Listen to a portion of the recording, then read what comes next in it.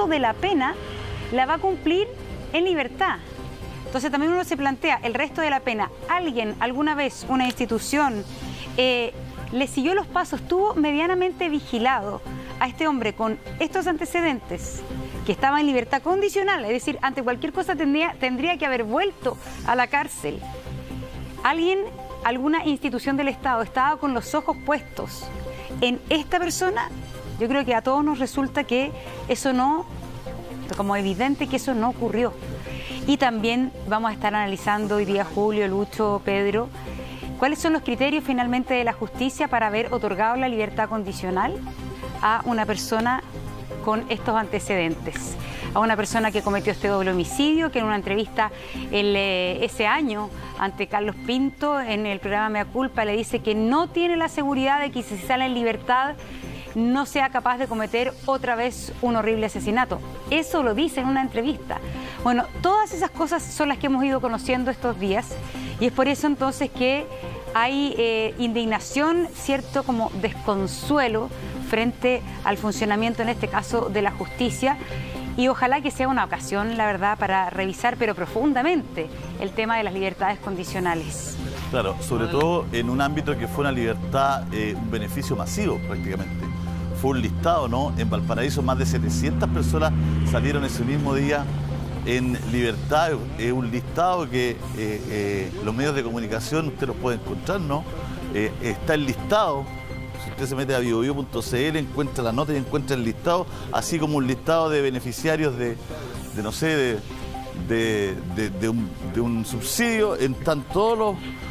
por supuesto que está la lista Bustamante, ¿no es cierto? Y reciben este beneficio masivamente. Yo creo que este caso es una cadena de errores desde las condenas. Me voy a repetir lo que dije hace 2 días. ¿Cuánto vale la vida humana en nuestro país? ¿Cuánto vale un asesinato en nuestro país? 2 asesinatos, 11 años, ¿no es cierto? ¿Cuánto nos ponemos de acuerdo que crímenes como estos las personas tengan que pasar efectivamente en la cárcel? Además, Monse, que hay otro elemento, ¿no? Gendarmería evacuó el informe que se pide en estos casos y Gendarmería, ¿no es cierto?, recomendó que no saliera en libertad Hugo Bustamante.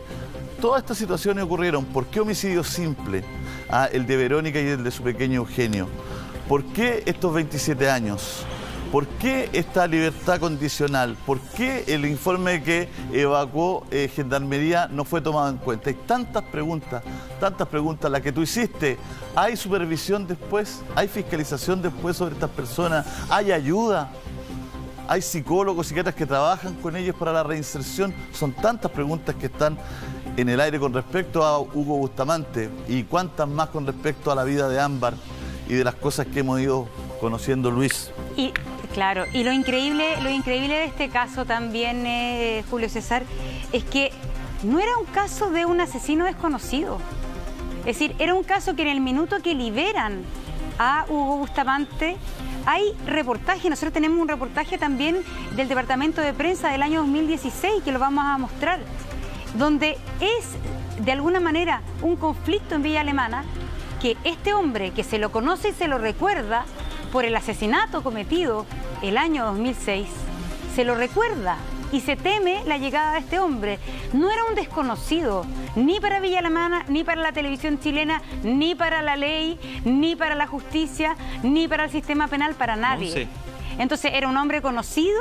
Villa Alemana, ante la llegada de él, luego de que finalmente obtiene esta libertad condicional, enciende las voces y las luces de alarma y ocurre esto. De alguna manera es como crónica de otra tragedia anunciada, absolutamente. Yo creo que aquí eso es lo que más desconsuela, yo creo, de este caso, Lucho. Monse, ¿se acuerdan que lo conversamos hace algunos días cuando ustedes lo comentaron al aire, de este reportaje donde decía cómo los vecinos habían tomado la vuelta de Hugo Bustamante a la casa?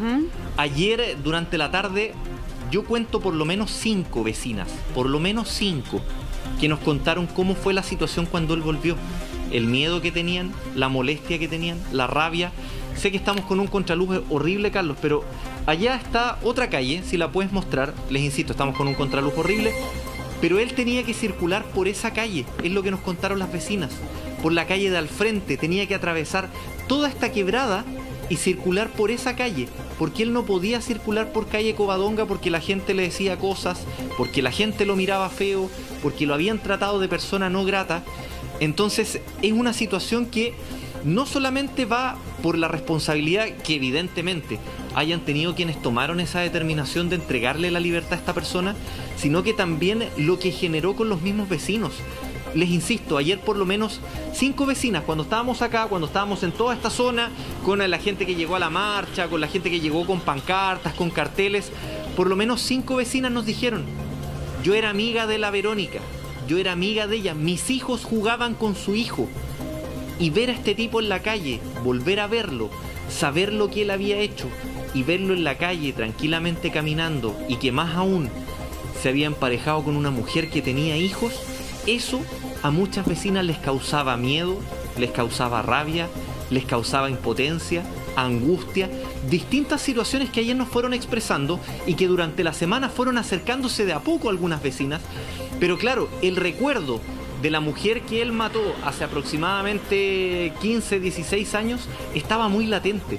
Lo decían, no sé si tú, Julio, o tú, Monse, no era un desconocido, no era una persona de quien no se supiera qué podía hacer, qué hizo, y que incluso estando los antecedentes entregados por Gendarmería, eso fue obviado en algo que lo conversábamos hace poco con periodistas también de Chilevisión que ven temas de política y de Congreso, que nos decían: esto casi pasó a ser una medida en la que se necesitaba sacar gente de las cárceles y había que completar un número. Nadie miró nada, había que completar un número, había que vaciar un poquito las cárceles, y ahí llegaron y sacaron a cualquiera. Una persona además, Luis, Monse, que antes de asesinar a Verónica Velázquez y a su pequeño hijo Eugenio, ya había estado preso por robo. Él ya había estado preso por robo, con intimidación, y había hasta pasado unos años en la cárcel ya, ¿no es cierto?, por esa causa. Después él, ¿no es cierto?, comete este doble asesinato y después del año 2016 queda, como bien hemos dicho, en libertad. Hay un cuestionamiento masivo. Ayer se veía en tu reporteo, Lucho, que estuviste hasta muy tarde, ¿no es cierto?, el descontento de las personas, el descontento de la gente, la desilusión, el enojo, la rabia, la impotencia, la pena. Sobran calificativos, ¿no es cierto?, para contar, para relatar lo que pasaba ayer en esa calle, Luis. Se sumaron una serie de situaciones. Se sumó, por un lado, la rabia de saber los antecedentes que tenía Hugo Bustamante, lo que la gente sabía, lo que la gente presentía que podía pasar. Además, que llegaron también muchos grupos feministas que decían: es otra más de nosotras que se va. Entonces, era un cúmulo de situaciones ayer que iban de la mano de la rabia, también muchas de ellas muy emocionadas. Estaba parte de la familia también de Ámbar. Entonces, claramente esa emoción y esa rabia ayer se canalizó con lo que ocurrió acá. Yo les decía el tema del minuto de silencio, que fue súper impactante ver cómo eran, por lo menos en toda esta calle, entre 700 y 1000 personas las que deben haber llegado ayer. Era mucha gente. Hubo un momento que cuando la marcha comenzó a subir, yo no alcanzaba a ver, desde la parte que estábamos en la pendiente, no alcanzaba a ver el final, porque era mucha la gente que había llegado. Y claro, la molestia era evidente, y les insisto, y perdonen que sea reiterativo en el tema, la cantidad de vecinas que recordaban a la expareja de Hugo Bustamante, fallecida el año 2005, fueron por lo menos 5 o 6 las que yo alcancé a sacar al aire. Sí, podrían haber estado muchas más que no las alcancé a entrevistar, pero por lo menos 5 o 6 nos decían: nosotros cada vez que lo vemos nos acordamos de ella, cada vez que lo vemos. Y era muy reiterativo, y además estremecedor cuando decían: mi hijo jugaba con el hijo de ella. Claro. Y vemos a esta persona libre en la calle. Yo creo que una de las cosas que todos hemos pensado, porque a veces uno no entiende bien cómo funcionan las instituciones, todos los aspectos legales, normativos, pero la verdad es que lo que ocurrió ese año 2016, investigándolo, a uno le produce más desazón todavía. Porque aquí no es que hubiese una ley que permitiera así tal cual que Hugo Bustamante estuviera libre. Acá hay una comisión revisora de libertades condicionales que está compuesta por jueces. La jueza Silvana Donoso era la presidenta de esa comisión. Y para otorgar libertades condicionales hay una serie de requisitos.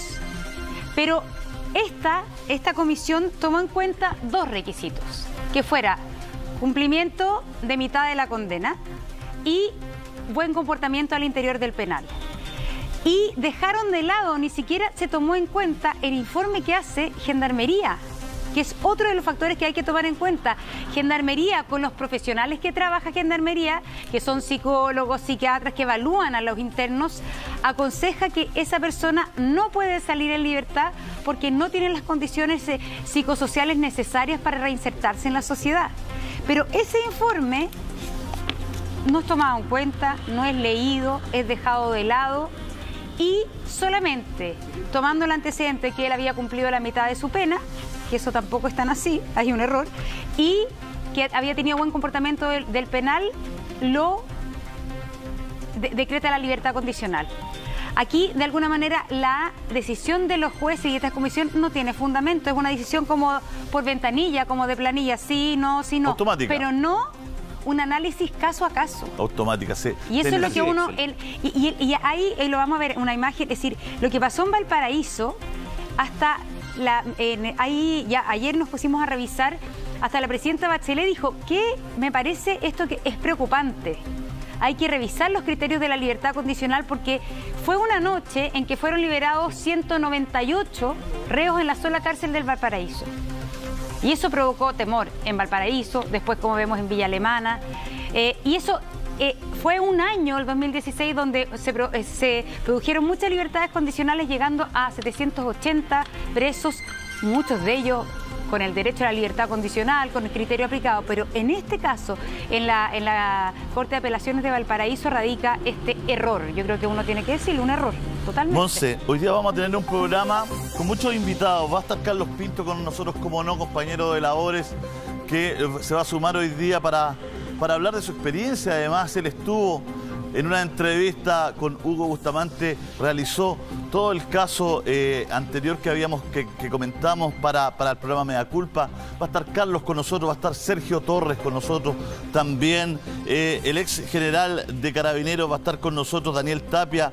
El ex fiscal Villalobos va a estar con nosotros, va a estar Patricio Olivares, abogado del papá de Ámbar, va a estar Cristian Garrido, ex inspector de la PDI también. Vamos a tener un programa con bastante contenido, con bastante conversación, pero ¿qué pasó ayer entre las 14 y las 15 horas? ¿Qué ocurrió realmente? ¿En qué momento la Policía de Investigaciones logra, como bien había dicho Lucho un día antes, dijo acá y nos dijo a nosotros, Monse, mientras estaba el tema de la búsqueda, ¿te acuerdas? Luis nos dice, yo tengo un dato, una información, ¿no? Que la Policía de Investigaciones está jugando por el interrogatorio de la madre. Ahí están puestas, ¿no es cierto?, las expectativas, que la madre en algún momento confiese. Y así fue. Al mediodía de ayer la madre confesó.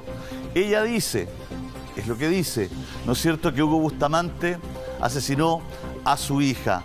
Inmediatamente se le pide la información, los datos, va la policía hasta calle Covadonga, se encuentran los restos lamentablemente de Ámbar en condiciones terribles.